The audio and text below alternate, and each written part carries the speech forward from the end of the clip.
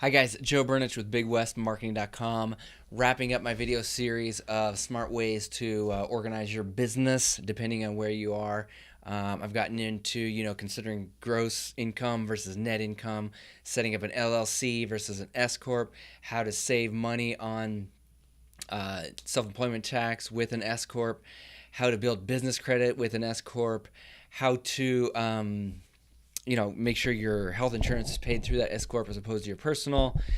Just a lot of little ways you can save a ton of money by just doing a few simple things. And once again, I want to preface this by saying I'm not an attorney, I'm not a CPA. You do not take my advice without consulting a professional, because everybody's situation is a little bit different. And I don't claim to be that professional. But I do know that my professionals have taught me some stuff. I've been reading books, all that good stuff. This final video, what I want to talk about is partnership. So if you're going to form a partnership with somebody else, and I'm talking about an official business partnership that you register with your state, okay?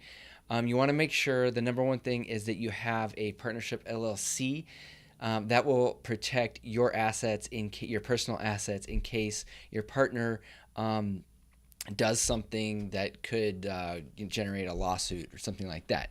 When you first get started in a partnership, I know because I've had ones that fizzle, and and I was talking to my CPA the other day, and he said he gets people coming into his office all the time, so excited about a partnership, and he says 90% of the time they fizzle, and they either fizzle out because one person's doing more work than the other, or they crash and burn because people don't get along and they don't state things up front exactly how everything's going to work. So I'm in the process of forming a new partnership. So I am not an expert at this, but I know the mistakes I've made in the past, and I know how I'm moving forward on this new one. The new one, we're going to have everything above board with an LLC, but we also hired an attorney to do an operating agreement that we're going to have several third parties review to make sure that we're not missing anything. And so it's really cool that my new partner, Amanda,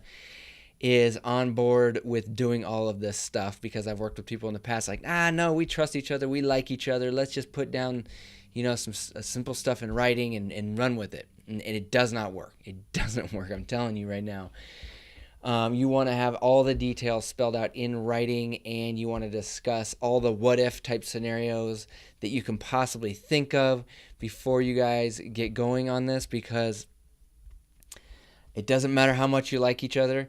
A year, 2 years into this thing, there's gonna be some disagreements, and if you haven't discussed this stuff up front, it's gonna be a major issue and could cost you a ton of time, money, energy. Similar to a marriage. If you don't get a marriage set up properly at the beginning, because everything's just fun and you're in love and all that, then you're probably going to crash and burn. Not always, but it was funny. My CPA said marriages in America have a much higher success rate than business partnerships do, to the tune of the average is like 50% of marriages end in divorce in the U.S. right now.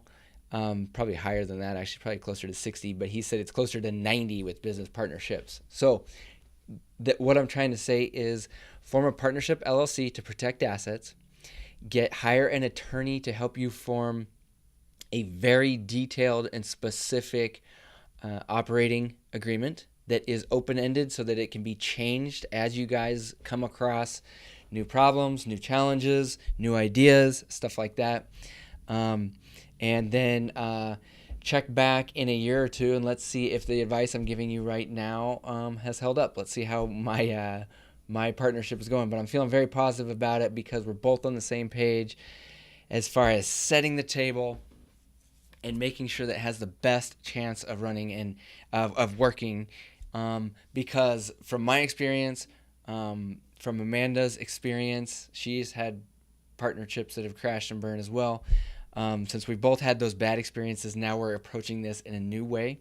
And then we're hiring an attorney, a CPA, and we're spending the extra money, spending the extra time to do it right the first time. And as from what we've heard and gathered from other people that have done this and from these professionals, These are the kinds of partnerships that actually work out and are successful.